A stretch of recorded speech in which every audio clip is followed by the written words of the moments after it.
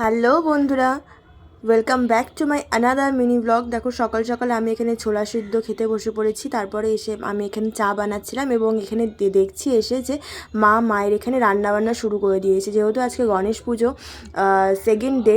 আর এখানে আমি এখন কিছু জামা কাপড় আমার আয়রন করছি। এটা আমি ভাবছি কিছুদিন থেকে আয়রন করব, অনেকগুলো জামা কাপড় জমে গিয়েছিল। তারপরে স্নান টান করে ফ্রেশ হয়ে আমি এখানে বসে পড়েছিলাম, গণেশ পুজোয় যাব বলে রেডি হচ্ছি। কিন্তু যতই জুয়েলারিগুলো দেখছি না কেন, মনে হচ্ছে এগুলো তো সব একটাও চুড়িদারের সাথে যাবে না, জাস্ট এই একটা পায়েলই যাচ্ছে। আমি এত জিনিসপত্র বের করে জাস্ট এই একটা নুপুর পরেছিলাম, আর বাদ বাকি যত জুয়েলারি দেখছি, চুড়ি দেখছি, সবগুলো যাবে শাড়ি লেহেঙ্গা এসবের উপর। আর এই গরমে এখন ওগুলো পরা ইম্পসিবল। তারপরে আমি আর আমার বোন রেডি ফেডি হয়ে চলে যাচ্ছি পুজোর মণ্ডপের দিকে।